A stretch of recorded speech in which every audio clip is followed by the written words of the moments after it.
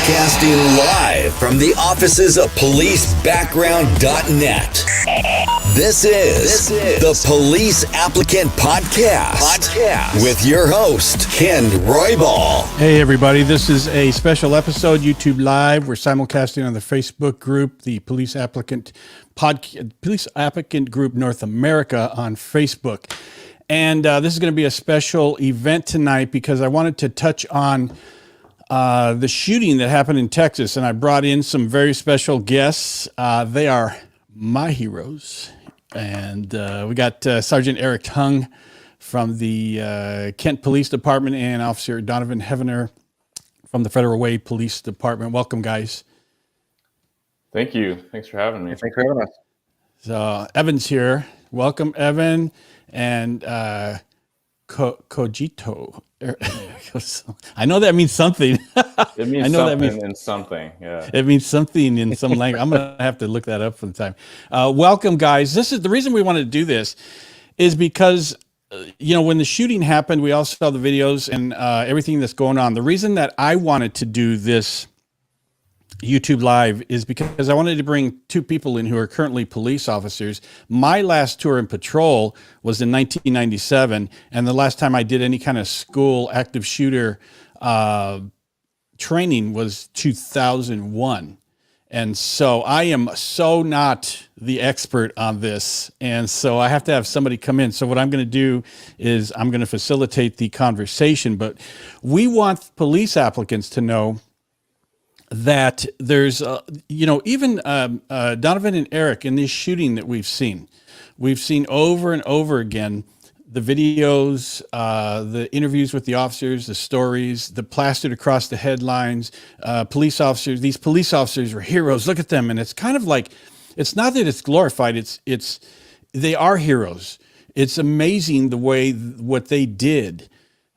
The thing that I'm always fearful of is when they see these, when police candidates see these videos, they might go, gosh, look how they went in. It's so cool. I'm going to be a hero someday, or I'm going to train really hard. And it's difficult because I think the police applicants need to know the real deal with regard to, if you get a call to this type of situation, what happens when you go into a situation where there's a mass shooting, and we're not just talking about school shootings. This one prompted this podcast, this episode, but you can go to a shopping mall, a movie theater, a grocery store. This can happen anywhere, and you have to have your mindset. And I know you guys have trained in this, and with the current, I guess, the mass shootings that have gone on, you guys have had to have thought about it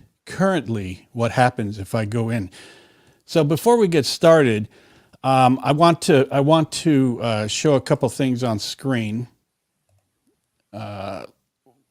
This one here kind of got me, and you guys can comment about this. This headline was you see a lot of the headlines, they say, oh, heroes go in. Absolutely, right? What you don't hear a lot about is this right here, where these officers now have to process that they went in. And I saw another story about what they're talking about. It says, all of us stepped over a victim. Nashville officers describe response to Covenant School shooting. What they're talking about is, he's saying all of us stepped over a child.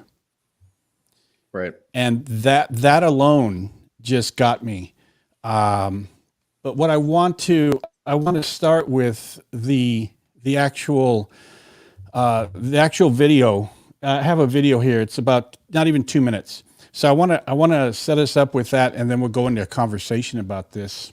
Let me get that up on screen. Let's see here. There we go. And I put this warning up because it was on there, so leave it up there. Kids are all locked down, but we have 2 kids that we don't know where they are. Okay. Okay? Yes, ma'am. Let's go!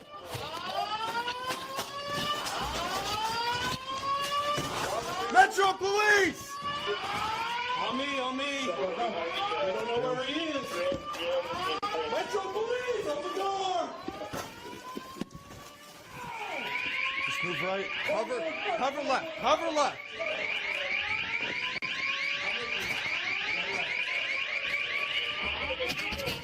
Go.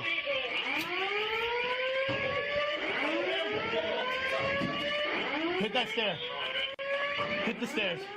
Go. Keep pushing. Go. Shots fired. Move.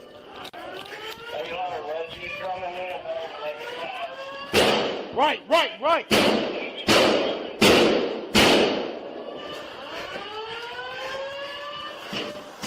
Push the LPV up.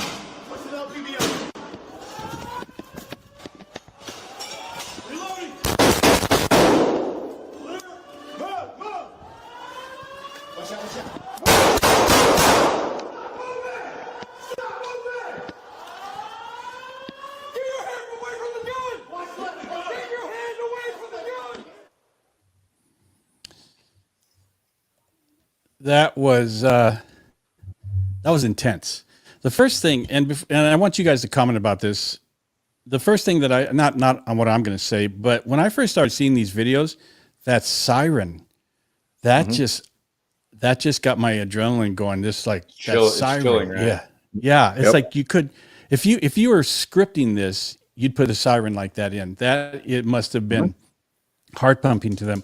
But for both of you, first thing I want to ask you is, what did you think of the response by the officers when they first get there? I didn't see any hesitation, but Eric, what did you think about the response when you first saw the videos? Yeah, I thought it was strong work. I mean, we're coming off Nashville. They did an amazing job, right? There's little delay. You have to assess, and you see them moving, and you could have, if someone wanted to be super critical, they could say, well, you could have sprinted in, but they verbalize, right? They're communicating. They're saying, hey, we don't know where he's at. They're trying to cover different angles, and they keep moving. And then once they hear the gunshots, they're moving that direction. And that's our training, right? So you make entry. It's great that they had a little fighting unit together, but at least since Columbine, as long as I've been in law enforcement, the conversation was, if you get there alone, you go alone, because that's absolutely the thing, right? You show that headline, they had to step over a little girl, a victim. You want to help her, but you know that there's going to be a higher body count if you stop or if you slow down. And we're coming off the heels of Uvalde, right? So we saw an absolute disaster of a response, and we know what that looks like. And so good on these gentlemen who were in there. Yeah, Donovan, what were you thinking as far as being trained in this? When you're en route to a call like this, where it's shots fired. I mean, we've all been to calls where the radio call comes out and the call is shots fired. Mm-hmm. Right now, someone's shooting. What's the mindset of the officer when you're pulling up to a scene like that? Well, I had the fortunate opportunity to be an SRO for over 7 years.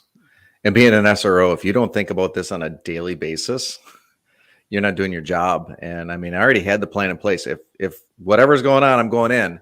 And that's what you got to do. And in law enforcement, we continue to run scenarios through our head continuously as to how we're going to operate, how we're going to do this. Thing that stands out to me, though, is the response from the officers. But this school, you can tell that staff was trained.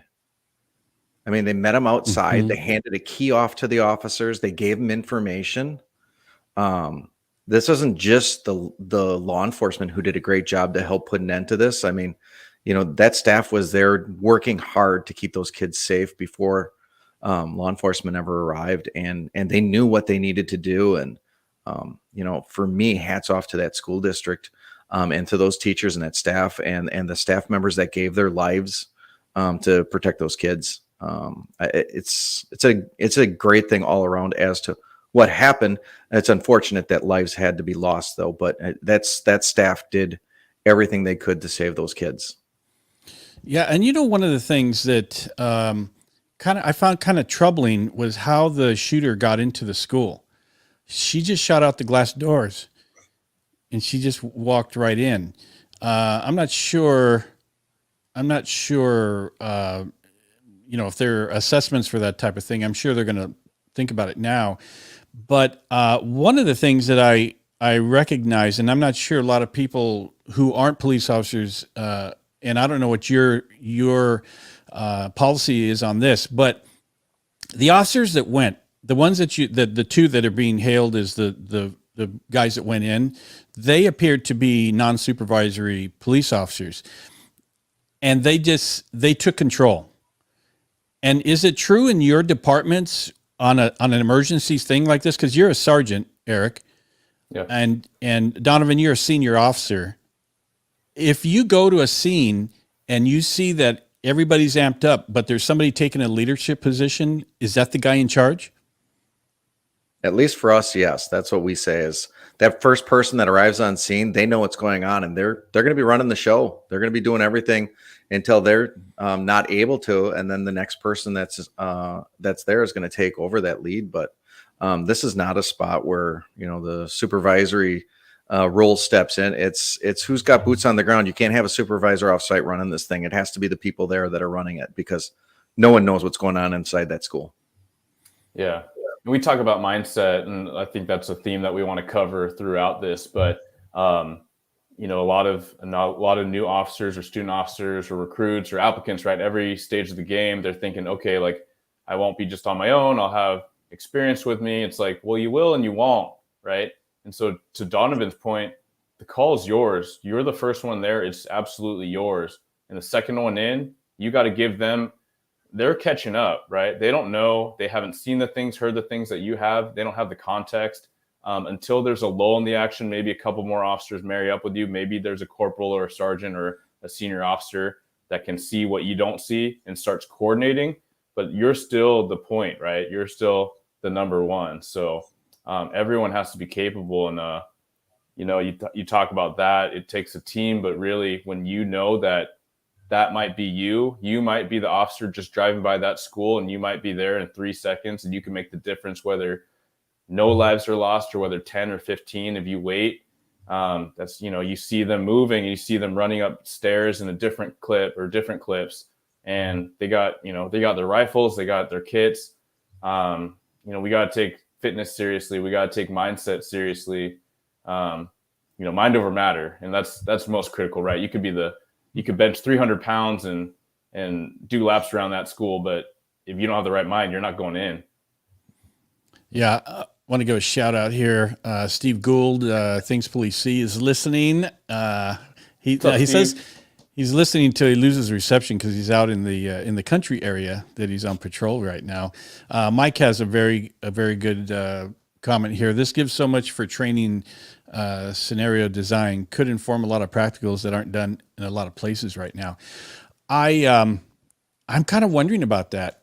Is there a national training? Is there somewhere a group that goes around training police departments for these types of scenarios?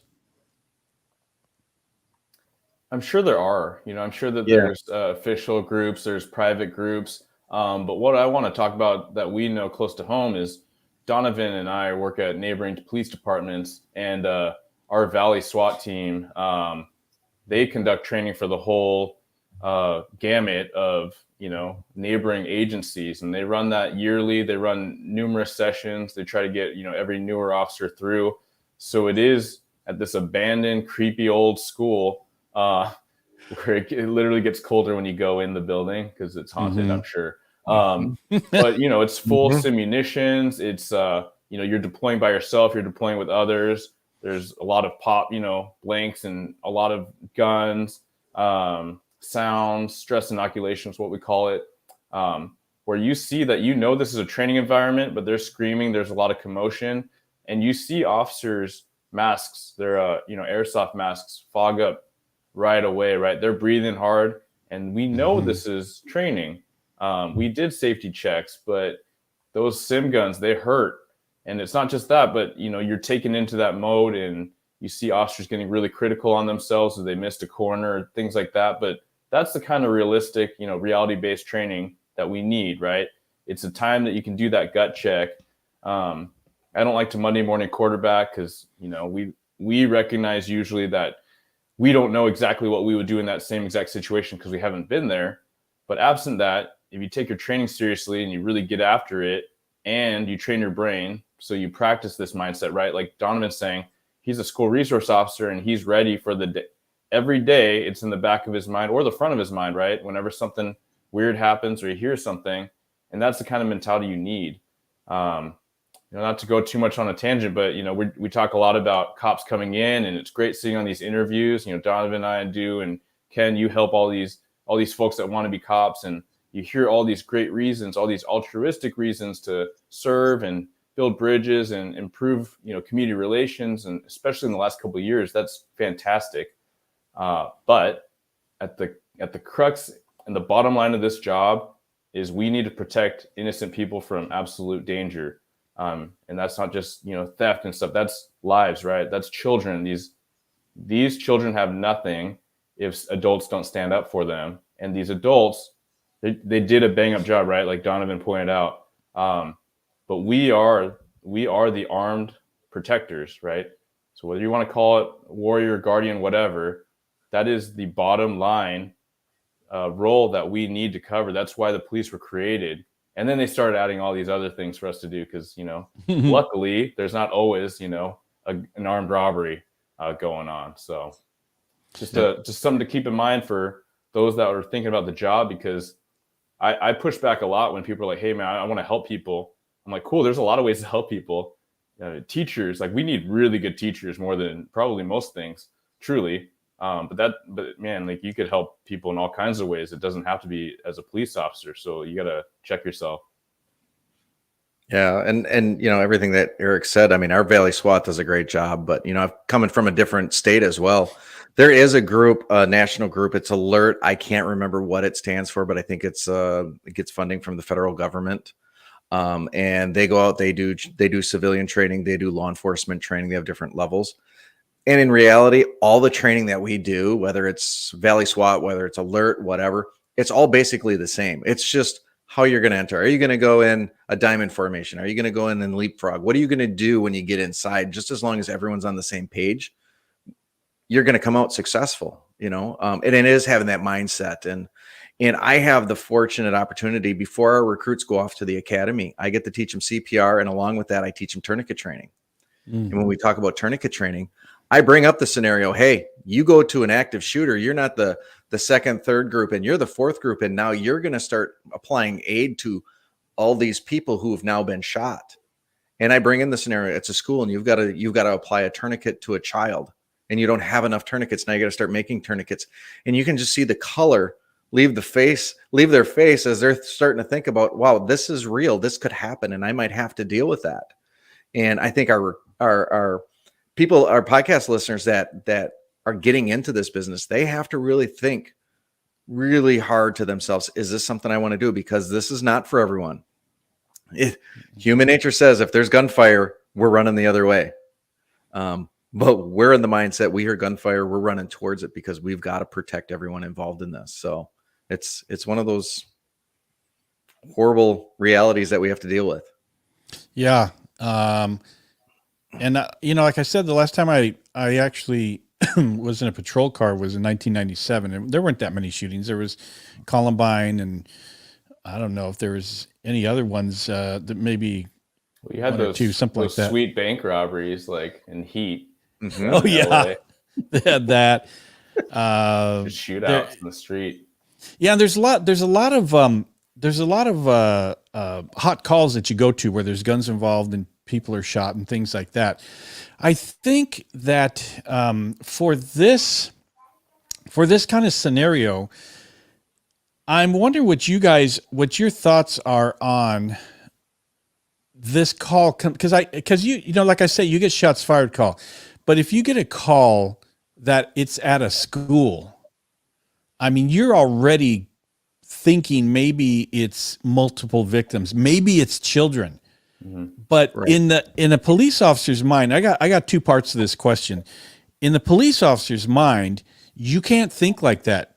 You have to go into some people in some areas will hate this, but you have to go into warrior mode, into survival mode, into battle mode. You can't think, oh my gosh, what happens if I see? You have to have this mindset when you get there. The second thing that I want to tie into this with you guys on the mindset situation when you're going to a call at a school. I'll address the elephant in the room because it's common knowledge. There was the Florida shooting. I can't remember the name of the high school. The Parkland. Parkland. In Parkland, The Parkland school. There's video after video, and I'm not trying to bag on anybody in particular, but I think it's important to bring it up because it has to do with the mindset. When Parkland came out and the video of the SRO was there, and he was like stumbling around, he really wasn't going in. You know what? And I don't know. Maybe I don't know if I was right or wrong, but I was on Facebook at the time, and I posted a thing. I said, if this had been our guys, and what I mean by our LAPD guys, we would have gone in. Mm-hmm. We would have gone in. And then again, you've got Uvalde, and there's some stuff coming out of there that's troubling. It's troubling. And I would have said, my guys, we would have gone in. Screw that. We would have just gone in. So with regard to that, going back to the mindset, what's the mindset when that call comes out and it's little children at a school? What's the mindset going there?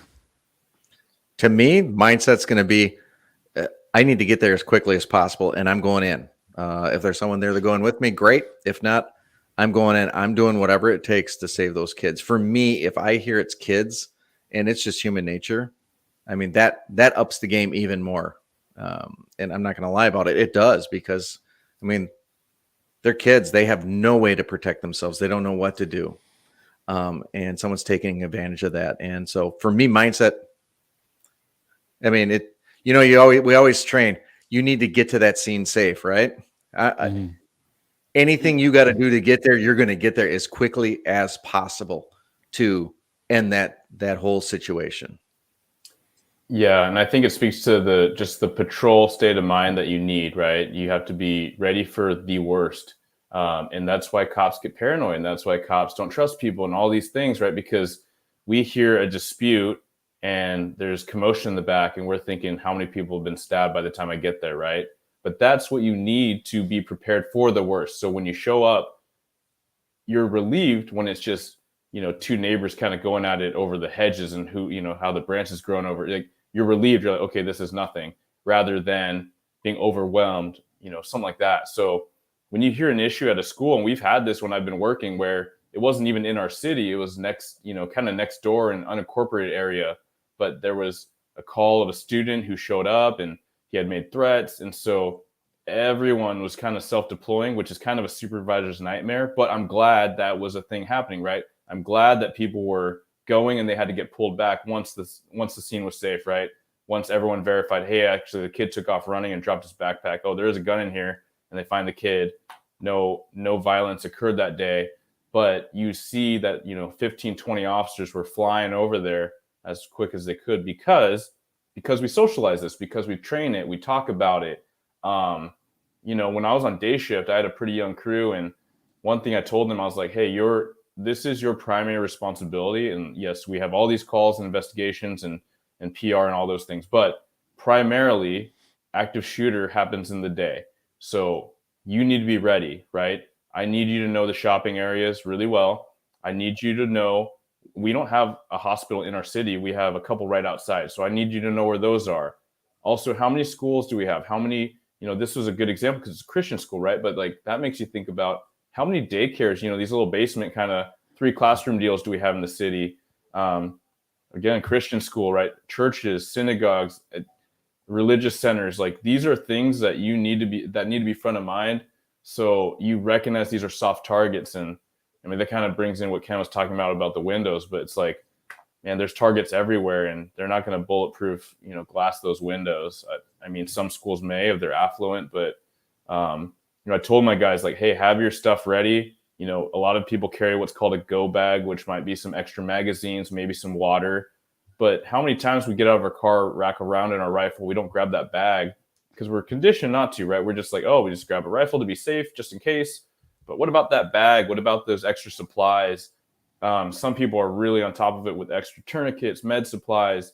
I encourage my guys to, bring a sledgehammer or bolt cutters. So usually someone on the crew would just buy that stuff on their own because you need these breaching things. And then mindset again, a great way to breach a wall or a door might be your car, right? So think outside the box, and whether it's a big office building with plate glass windows, like that might be your way in. So again, it's just, unless you think about and you talk about it as a group, you might not really recognize this, especially as a new officer. Mike has a comment here. I think Jocko Willink's Rules of Combat Leadership help get at the right mindset and the actual execution. I'm not familiar with Jocko. I think I might have heard the name, but what? Really? Yeah, you're joking. I've heard the name. What am I supposed to do? What do I do? And I got to YouTube him. You got to listen to a podcast, all right? I probably have. Yeah, I have him on it. I probably have seen him talk, but I don't remember the name. Discipline equals freedom. Yeah, that's how he talks. I'm sure I've seen. No, it's good stuff. As far as one thing that I did see an article that said when the officers got there, the shooter was shooting out the windows at the officers. Yeah. So, what type of person does it take? Talking about police applicants, what type of person does it take when you guys were looking, when you're looking for candidates? I'm trying to figure out how to word this properly. When you're looking for candidates to hire, what kind of person would you be looking for to say, yeah, you have what it takes to go into this type of situation, or is there something that you see in a candidate that a candidate needs to think about? Leadership skills, tenacity, bravery. Is there something that candidates need to think about? Because if I was a candidate and I was kind of waffling whether to become a police officer or not, I would say, look at that video. Could you do that? Could you just take control? So what are we looking for in candidates? Man, it's conviction, right? It's strong sense of purpose. And there's a lot of different things and a lot of different types of candidates that become great police officers, but really it's that strong moral compass and that sense of why, right? Like there's a lot, you have to have a really strong reason why you're willing to expose yourself to the danger, to the scrutiny, to the hate. Like you're going to have people unfriend you. And I'm not talking about like just Facebook. You'll have family that distances themselves. A lot of people experienced that in the last couple of years, family and friends and all that. So you have to know why you're doing it. And when we see, for me, when I see applicants, some sort of hardship, right? Adversity, and that can come in a lot of different flavors, but just that conviction, right? So I like to see recruits that are hungry and humble. And so you see that determination. And yes, bravery is a thing. But I guess a note on that is like, it's okay to be afraid, right? This is scary stuff. Donovan and we've both been Donovan closer than me, but the receiving end of gunshots. Gunfire has been like part of our lives. And I'll say, I went on this incident prior to leaving patrol, but it was a hostage rescue situation where the dude already fired at officers before I got there, and then I become the shield dude in a different city that's not mine. But in my head, as I'm walking up to the door to try to get the kid that he said he was going to put out the door, which I thought was a total trap, an ambush. In my head, I was like, you're going to get shot. You're going to get shot. You're going to get shot. And that's probably really psychologically damaging. But with that in my head, I was like, it's okay. It's okay. Keep going. Keep going. Don't fall down. The guys are counting you to carry the shield, right? And so it's okay to recognize fear. Like fear keeps us safe. We have that weird feeling in our gut, like something's not right. Fear is okay. We just have to be able to process it and then surpass it because of why we're doing what we're doing, right? So if I'm in that situation, active shooter, I'll be the first one to admit I'm going to be terrified. But I've been in scenarios where I was able to overcome that, remember what I'm doing and why I'm doing it, and keep going, right? So I think that a lot of officers that have been in those types of incidents can attest to that. Yep. For me, I mean, when we're looking at candidates, I look at, and we ask some tough questions during the oral board and then during the background interview process. And I'm looking for someone who is not going to hesitate giving me their response. They're not going to have to think about it. They know when we ask those tough questions, they got that response. They've thought it through. They know what they're going to do, because we are in a game where we don't have time to think about what we're going to do. We need to just react. I mean, when I was on my way out of the school going over to recruiting and backgrounds, there's an apartment complex right by my school district, right by the school that I worked at, and got a call that the students were up there after school and they were all shooting at each other. And without thought, without anything, I was scared out of my mind, but I ran right towards the gunfire. And then after, when everything settled down and I went back down to the school just to reassure staff everything's fine and everything, they're like, why did you run towards the gunfire? Weren't you afraid? I'm like, I didn't even think about it. I went, I knew I was afraid, but you don't think about it. You just do it. You feel those little, oh, this is not where I want to be right now, but we react, we go to it, we do what we need to do because our training kicks in. And we're looking for that person that's going to do that. And unfortunately now, we're in a time where, like, our listeners, they really need to dig deep and figure out, is this what you want to do? Because in my position now, I get to follow up on recruits as they leave the academy a little bit at different departments and see what recruits are leaving their jobs for after they leave the academy. And it's stuff that the three of us have dealt with day in and day out and never thought twice about it. And people coming into this job now, they're not ready for it. They don't expect, they see what's on TV and that's what they expect to see, all the nice stuff. They don't think they're going to see the real stuff. So I'm looking for that person that they're no hesitation. They're just going to go. You bring up a very good point in training. We've heard over and over again that officers will say, what were you thinking? And they say, I wasn't thinking, my training kicked in. I just went into training mode. And I think that is true. I can remember many times just not automatically just doing what I don't know what it is, but it just kicks in. You've trained for it. You've done it enough times and all of a sudden you're doing it. And sometimes when you talk about police officers running towards shooting, gunfire, who does that, man? Who does that? You hear shots fired and you go, because I'm here for this. This is what I'm trained to do. And so I can't emphasize enough, and you guys would know about this as well. I don't think you can overtrain, because it's something that will just come to you automatically in an emergency situation. Let's talk about tactics. Me being, all that stuff's perishable. So for me, I've been retired 20 years, and it's before that I actually trained. I mean, it was many years before that I last trained. And so it's a perishable skill. What do you guys think about that entry into the school and the searching? Yeah, I guess I'm not going to nitpick it. As Donovan says, like, diamond, leapfrog, whatever. The fact is you're going, right? And there are, like, as far as my training exposure, the big shift was post Columbine, right? So Columbine went into lockdown and then they contained it and they surrounded it, trying to call out. And studies have shown that you need the first responders, the police, the enforcement needs to go in, and usually the shooter will off themselves when the sirens show up, or when they hear the sirens or the cop cars roll in, or they'll shoot it out. Either way, we can stop this thing, right? So you need to get to them.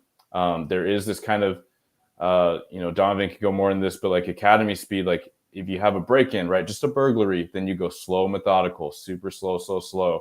You can't get dinged for going slow and, too slow, because you're being careful. You're watching every single inch. You're pieing the corners. Whereas active shooter, you're moving. You shouldn't be stopping, right? So you saw them bypass doors because they perceived the threat was farther away, right? They said, it's that way, it's that way. And then you saw them pick up speed. Maybe they slowed down as they're getting to these multiple angles. And so it's very consistent with what I've been exposed to in training. You kind of pick up and you use the stimulus that you have, right? So then you hear gunshots again and they start moving again. And that's where they found the shooter. Yeah, I think the big thing for this is, and I know Eric has seen this through Valley SWAT, is we continue to preach smooth is fast. And when you watch them in the video, they're very smooth, and they move. They're not sprinting, they're not running, but they move very quickly. And like Eric said, they'll slow down at times when they're trying to figure out where things are going on, and then they pick up speed again when they know where the gunshots are going. And they did a phenomenal job on kind of coming at different angles at the target. They knew, I think they had a relative idea of where they were at or where they were going to, and they did a good job on coming in at different angles at that target. So I look at that video, and for me, the one thing that just stood out was how smooth they were moving through the hallways. I thought it was, I mean, you could really use, I think you could use this for some good training on how law enforcement really responded well. Yeah. Yeah. What was unsettling to me was the number of rooms and hallways and stairs, and you're looking for one person. And that was like, God, there's a lot of places, and they had to go inside classrooms, and there's closets inside the classrooms, and they had to do one at a time. But there wasn't, I think what I was sensing from the video is it didn't seem like they didn't have any time to spare. They had to find that shooter. And so that kind of, I found that unnerving that there were so many places to search. And yeah. And so the entry, you guys, the entry was good. The way they methodically went through the classrooms and everything. And it wasn't until, I don't know when body worn cameras came out, but now that they have the cameras, we see it all. We see everything right up into the time before they shoot the suspect. Yeah, there was I feel like it was a few months ago, but there was an active shooter at more of a workplace, right? An office building. And I think it was in the Southwestern California. You guys know what I'm talking about? But there was body cam, and it was it was a swift, decisive. The cops did a good job on that one too. I think the main thing, so the listeners don't need to focus in on the tactics per se, but the principles, right? The concepts is that, in case you're curious, right? You're walking past rooms. Yeah, typically you wouldn't do that on a break-in, but you're moving down the hallway. Someone's doing a quick scan. You even see one of the shots where someone's hand goes up on their buddy's shoulder to kind of shove them. And it's like, hey, I'm with you. Like, let's go. And that could be encouragement. That could be just really, hey, your job is to look downrange down the hallway. And so you don't see if you don't turn around to see if your buddy's with you. You feel that physical presence, and then you guys keep moving. So I thought that was all very, very smooth, solid. Yeah, and I want to move into the comment that one of the officers made that they had to step over bodies, and the whole thing about that is everybody who's here, myself and Eric and Donovan, we've all. I know, Donovan, you've had PTSD, and I have, and Eric, you had a situation as well, or maybe more than one. I've had some critical incidents, and yeah, I mean, I think it's fair to say, like, we're all first responders, all cops are exposed to a lot of post-traumatic stress. Yeah, so.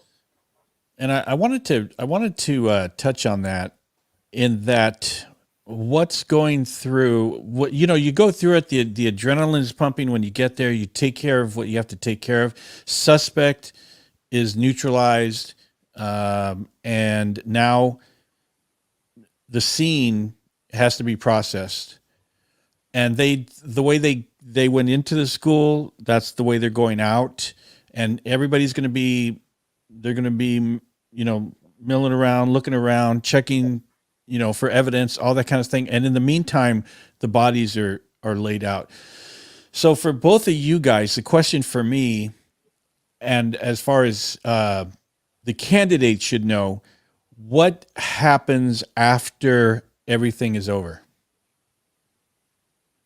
Real. I mean, for me, being an SRO, I dealt with incidents right in the school, and then some things that started offsite and then came back, and yeah, that adrenaline's going. But as soon as it's done, reality sets in. Now your brain starts working, and you're like, really, this really just happened. And I had some pretty significant incidents that happened at the schools, and the emotions hit you, and you try to do your best not to show them, because you don't want people in the public to see it. But it's a true fact of life. I dealt with a situation where one of my students was shot in the face and killed, and they brought the picture over for me to identify him, and that alone there was enough to crack me for that day. Mm-hmm. So I can't imagine in Nashville what these guys went through after that, having to come out and going through that. I have a very small fraction of knowledge of what they went through, but once reality sets in and that adrenaline's done, you've got to face reality at that point. Yeah, that's a mass casualty event, as we call them, and I've never been on one. But you have to think about it, and especially as an officer that's been around for a while, as a supervisor, how you manage that scene, because yes, hopefully, the officers involved in that initial unit, hopefully they'll be pulled off site and they'll be processed and interviewed and, photographed and all that, because it's officer involved shooting, and you got to, mind your P's and Q's and document everything well, right?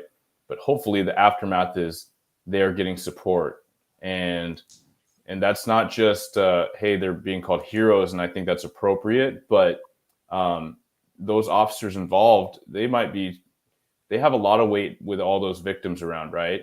And then the officers that didn't shoot, it's known that the officers that didn't shoot, and maybe they just didn't have the best angle, or it would have been a millisecond later they would have shot, but regardless, they do a lot of second guessing too. And so that's something that, everyone has to support each other within the team, within the community, give each other grace. But then, that scene would be processed for days and days, and there's going to be a lot of officers just taking photos and civilians, right, processing the scene, and they're going to be exposed to all that trauma. So I think that's going to be key for that community, just to kind of rally around them, and just, it's not just, hey, good job, bad person is down or whatever, and then we move on. But in some ways we have to move on. There's still more 911 calls, and maybe those directly involved have some time off, some administrative leave, which is standard and great. But how many officers were exposed to that, or help carry a kid out that didn't survive, that they're going to go back to work the next day? And so that's just it's one part gut check. It's not to shy people away, but just to, as far as my thing with peer support and mental health awareness, is hey, just be aware of it. There are a lot of things you can do to combat that stuff with health and being active and community and all that. But yeah, it's a heavy thing. Mm-hmm. I want the listeners and the candidates to go in with their eyes wide open, that you're going to see stuff. You're going to see stuff anyways. Some of the things will affect you more than other things, or what other officers go through. And you need to go in with the knowledge that if you go to a critical incident and you see things that most people don't see. There was this stat that came out. I can't remember. I wish I had thought about it before, but the stat that came out was generally speaking, just people in general see, 3-4 critical incidents in their life, maybe a traffic accident or something like that. And police officers see, is it over 100, 200 something? 200. Yeah. I think the stats, the average person sees 2.5. And that might be, someone like a fatal collision that they drive by on the freeway, but what did they really see? Or something traumatic happened to them or their family. But then, cops, firefighters, 200 plus. Yeah. And so you're not going to leave the job without having some kind of experience like that. and just go in knowing that there's a possibility that you may see something and it will affect you the rest of your life. And a lot of us can attest to that. So in closing tonight, I think you guys did a great job of explaining things. As far as mental health for police departments, are police departments doing enough for the officers mental health wise to keep the officers? There was a story, and it was last week. No, it was a couple days ago on Instagram, where there was a police officer that was, I believe, he's on duty, and he had a critical incident, a mental health breakdown, and they were taking him to, I don't know if they're going to take him to the hospital or whatever. And while he was en route in the police car, he shot himself. Mm-hmm. And I'm wondering, are police departments now, is this being very, very taken seriously with the suicide rates of police officers and all that? Are they taking care of business with regard to that? I think it's a mixed bag. I think that you have some departments that do a better job than others. I know, we have a lot more conversation about it, right? You see it on Instagram. It's good that we're talking about this kind of thing. But I do know, even in areas where there are peer support programs, I know that we still have a long way to go. And I know that there's a lot of officers that are struggling, and there's still very much a stigma with seeking help, therapy. There's a lot of officers that, throughout the region that I met through the years, they're retired out, but they'll say, yeah, it's post-traumatic stress. It might not be categorized, but that's why, they're on their way out. I know officers have been suicidal. Like it's a real thing. Yeah. So it's very much, it's hard for me to answer, like, are they doing enough? And I would say no, like there's plenty more we can do, but I also, I'm hesitant to say that because we can't wait for police department or, administrators to do whatever the thing. It's great if we have them. If your administrator is going to be one of those, like, charging with a flag, like peer support and therapy and, routine check-ins and all that, but we can only really control what we do.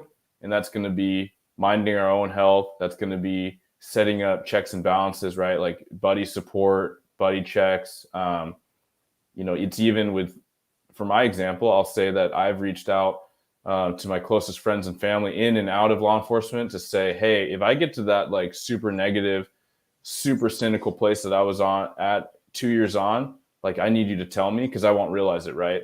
If I'm calling everyone an S-bag or this and that, and I just have no glimmer of hope for humanity, I need to tell me. And I've told myself, if I get that check and I can't pull myself out, or my friends and family can't pull myself out, like, then maybe my time is done, right? Maybe I've run a good couple laps, and I think that it's going to be rare that you have officers going 20, 30-year careers these days.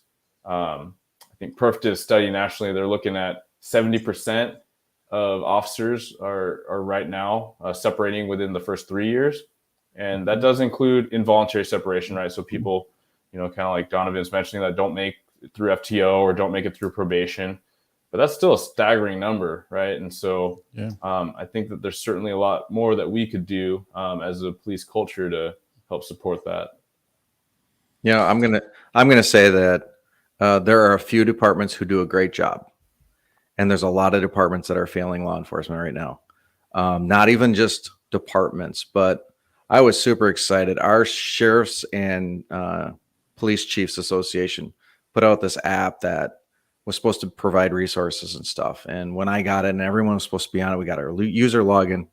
I'm very open about it. I couldn't have been more disappointed. And it's because it didn't provide any information. I think the problem we're showing is that everyone wants to do their own thing. They want to create a new wheel. And there's some agencies out there, there's some states who are doing some great things that if we would just copy them and bring them into the departments, I think we would be doing law enforcement a great service. Because, I can tell you, through my struggle with PTSD, I had some low days. And I had some days where, you know, going on wasn't something that seemed like a reality for me. And I was failed. So at times I get bitter about it, and I get concerned for where we're going in law enforcement. So yeah, I think we have a lot of work to do. Again, there's a few agencies that do a really good job, and my hat's off to them. I just wish other agencies would stop trying to recreate the wheel and find out what successful agencies are doing and just copy it, and let's move forward, because again, like I said, they're doing some great things out there. Yeah. And what would you say to applicants that want to join when they see something like this, as far as them wanting to be police officers, and you see incidents like this? Is there anything that they should think about prior to applying? Take that deep, hard look. Is this something you want to do? Stop watching the movies, stop watching TV shows that glamorize what's going on in law enforcement and trying to make it look cool and all that. Look at what's really going on in law enforcement. And I think it was on Things Police See. I can't remember which podcast it was, but they talked about, hey, when you get into law enforcement, get some sort of a therapist or counselor right away. So you have that contact right away. And you can do that even before, so that someone knows where your regular level is at. So like Eric said, if you start ramping up, they're going to be able to say, whoa, hold on, we need to do something here, right? Because I mean, through my career, and Ken, I'm sure through yours, I mean, I started off happy-go-lucky on day one. And and then when it hit the fan for me, all of a sudden I found out that I was not the person I was when I started in this career. Right. So having that person that you can talk to on a regular basis, who's not going to judge you, not going to be around you all the time, but knows where your normal is, I think is something good. And I wish someone would have told me that a long time ago. It's worth the copay or whatever it is on your insurance to have that person to check in with, once a month, once a quarter, whatever, until you really need them. Yeah, I like that as far as like the therapy, right? I've been in and out of therapy a couple times as a result of the career. And even being a peer support guy for most of my career, like I never even entertained it until my buddy got killed. And one of our other buddies like, bro, you need to go talk to someone. Like, and I felt like I was doing fine compared to, these other of our friends, right? But that comparison thing is bullshit. Like it doesn't do any help. Everyone's got trauma, especially if you're in a first responder job. So recognize, like, you see so many abnormal things that if you're just functioning, you're going to be abnormal, right? So chances are, unless you're a sociopath, you're not functioning well, right? And so it's not supposed to be like these boogeyman stories, but you do need that gut check, right? You do have to think about what harm could befall you or your friends. And it's almost like, I don't think that you can get out of this career, whether it's 5, 10, 15, 20, 30 years, without being changed, right? It is going to take something or some things from you. It might be, it's achiness in your knee that you have forever because of a scuffle in the streets. And it might be the quality of your sleep. I'll say that's a thing for me, right? Like, I look back on my career and I'm quote unquote halfway there, and optimistically, right? I'm going on 16 years, but I'm never going to sleep the same, right? When my canine would bark when he was still alive after I retired him, like I would be wide awake at 2 a.m, and it might've been a raccoon, but that his bark signaled to me something's wrong, and I wasn't going back to sleep for the rest of the night. So I recognize all those things. And however, rather than make it all doom and gloom, like, I'm super grateful for so much, right? So much that this job has brought me, the community, the friendships, gratitude, because you see death. Hopefully it helps you appreciate life. And that certainly has helped me be a better man, a better father, better partner. But yeah, you can't be sunshine and rainbows. It's going to take away something from you, and you can't resent that either. And if you find yourself in that place, maybe we should treat it a bit more like how we look at armed services, where the armed forces, it's more common than not to do your 4 years and thank you for your service. You got some out of it. You grew up, you got, your GI Bill or whatever you're looking for, sense of adventure. there's not a whole lot of lifers in the military, and maybe that is the direction this is going. But regardless, I mean, you got to take care of you and your family first. This is not to disparage any departments, but departments, quote unquote, don't care because they're not people. They don't have feelings. They're just departments, right? Like the leaders, the chiefs will come and go through the decades. So when people get so mad about what the department did, and I hear you, like it probably is things that people did or didn't do, but you just had to keep that in balance and make sure that the job is still serving you. And that's where I keep coming back to that purpose, right? I put my neck out there a few times and I don't regret it. I know why I was doing it and I know why I keep doing it. And so, yeah, we just got to be honest with ourselves and we can do that with our community, with our close circle around us. Mm-hmm. Yeah. You mentioned, when you mentioned that you're halfway through, on your 16 years this month, we were talking about for the podcast, talking about how old I am. This month, I stepped into the academy 43 years ago. 43 years ago. So police work is much the same and it's different as well. There is a couple things I want to show here. Corgito ergo sum means I think, therefore I am in Latin. That's Adria. She was one of our guests on the podcast before. And there's a question that I've been holding on to. Mr. Prime is asking Donovan and Eric, thoughts about working in detentions before going to patrol. I'm currently 21, so would it be beneficial?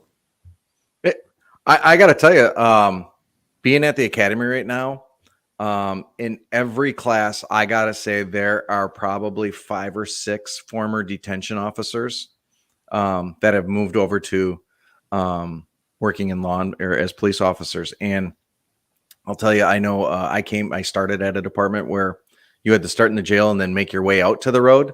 You learn a lot in the jail. Yeah, I mean, you learn a lot, and you're going to learn very quickly if this is the job for you or not.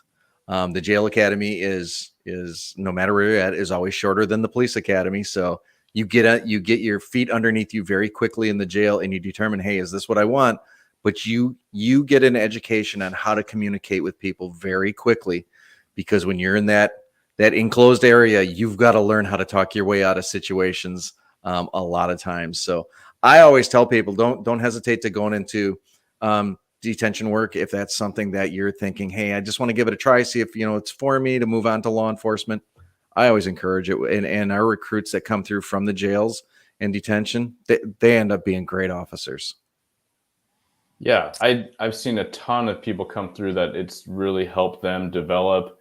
It's a lot of very relevant hard skills, right? And then the soft skills, like Donovan's saying, like, sure, you might have a background in customer service for the last 5-6 years, but if you can talk to someone with mental conditions or that actually wants to hurt you if there's no one around, and you can make peace, you can talk people down, you can de-escalate. I mean, that's huge, right? So I don't think it's the only way, like it's the end all be all. There's a lot of roads to law enforcement, but it's definitely a great option. Mm-hmm. Yeah, I think so too. I agree with everything everybody said. Hey guys, policebackground.net, go there. You can get your background consultation. You want to be a cop? I will tell you if you will be successful or not. And also, I want Eric. First off, Donovan doesn't have his own podcast because he's part of our podcast. Donovan is officially a co-host. You are podcast now. Yeah, I was just told I officially made the title of co-host, not fill-in. He's a co-host. So on Instagram, Eric is at Blue Grit Wellness, and also tell us about your Instagram page there, and also about Blue Grit Radio podcast. Yeah, so Blue Grit Wellness, it started as it was an outlet, so it's trying to get positive information out to first responders about fitness and nutrition, all these things I learned in the career to better combat, the stress and all the rigmarole and trying to be the best, fittest canine or whatever I could. But it's really evolved because it's kind of followed me in my career in the last 2 years, whatever's front of mind. So, being in community engagement, I was like, man, we need to get the message out and humanize the badge a little bit. Following Floyd, a lot of people were just like, man, if people I knew were just like, if there are just more cops like you. And so my response was, man, if you only knew, like there's hosts of men and women better than me. I'm just one that's willing to go out and be a little bit more vocal and put myself out there on the behalf of the profession in some ways, right? And so it's still an outlet, but it's evolved to encompass a lot of what's in my purview, which is now hiring, being the hiring sergeant and recruiting and looking at news and things that are going to help the profession and community, and then training, right? So I wear a training sergeant and FTO sergeant hat now too. And so it's a lot more front of mind as far as, talking about training like we are today. And then the podcast is, it's just trying to reach people at different levels. I'm a noob compared to you guys. So it's just a fledgling thing, but it is a very different and oftentimes more effective way of conveying some information, right? So at the suggestion and request of a few of my diehard fans, just putting out a few episodes, right, to just get some advice and a different format that people can digest. Yeah, and you, when I first met you, I think you had like 2 followers on Instagram. Now you have about 4,000, don't you? It's the Ken Roybal effect. It's like if Oprah says it's good, then it blows up. There's gonna be kids on here listening that don't really know who Oprah is. But you make an age joke, Ken. You cite 1997, and I was 12, so that's where I was at. I had my last fight in 1997, and then it was time to go inside, and I became a background investigator in 1997.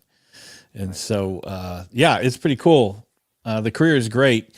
You guys can find the Police Applicant podcast on Apple Podcasts and Spotify. We have officially over 1,000 subscribers on Spotify. I don't know what we have on Apple Podcasts, but our podcast is doing well. And in fact, I met these 2 guys right here because they were guests on the podcast. That's right. And I begged them, I pleaded with them, you guys are so awesome, please be on the podcast. And then they agreed, and then the podcast blew up.